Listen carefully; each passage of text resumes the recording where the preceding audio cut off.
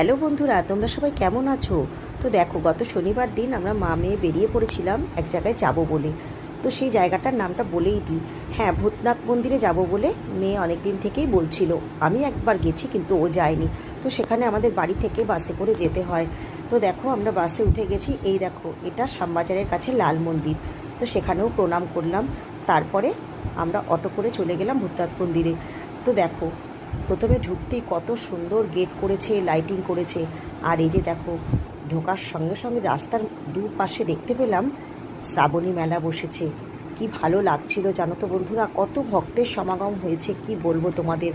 যদিও আমরা সোমবার আসিনি, শনিবার এসেছি, দেখো তাতে কত ভিড়, প্রচুর ভিড়। তো এটা হলো হনুমানজির মন্দির, সাক্ষী হনুমানজি।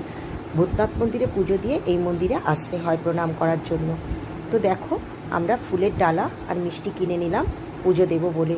তারপরে একজন গেটের ধারে একটা মহিলা দাঁড়িয়েছিল, আমাদের টিপ পড়াবে বারবার বলছিল। তো পড়ার ইচ্ছা না থাকলেও পড়লাম। তো যাই হোক, দেখো, লাইন দিয়ে আমরা তারপরে ঢুকলাম। অনেকটা লাইন ছিল সেদিন, অবশ্য খুবই ভিড় হয়েছিল জানো তো। হবে নাই বা কেন বলো, শ্রাবণ মাস, সবাই তো চায় একটু বাবার দর্শন পেতে, তাই না? তারপরে এটা খুব জাগ্রত মন্দির বাবার। তো যাই হোক, মন্দিরের ভিতর তো ক্যামেরা অ্যালাউ ছিল না, তাই দেখাতে পারলাম না। আর এখানে দেখো, নন্দী মহারাজ বসে আছে। আর নন্দী মহারাজ বসে আছে, কানে কানে তো কিছু বলতেই হবে। তারপর তার কানে কানে বলে দিলাম মনের ইচ্ছাটা। তারপরে নাট মন্দিরে মা মেয়ে একটু বসলাম, খুব ভালো লাগছিল বসে, তাই জানো তো। তো যাই হোক, তারপরে আস্তে আস্তে সন্ধে হয়ে যাচ্ছে। তো দেখো, মন্দিরের পিছনেই এই যে হাওড়ার ব্রিজ দেখা যাচ্ছে, তোমরা দেখতে পাচ্ছ? এই গঙ্গার ধারে আমরা গিয়ে কিছুক্ষণ সময় কাটালাম। পাশেই দেখতে পাচ্ছ, এটা কি বলো তো, এটা নিমতলা শ্মশান।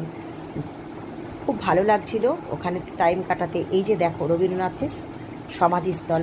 তো যাই হোক, এগুলো দেখে আমরা বাইরে বেরিয়ে আসলাম। এই যে আরেকটা মন্দির পড়লো, তো সেই মন্দিরে প্রণাম করে আস্তে আস্তে মা মেয়ে বাড়ি চলে আসলাম।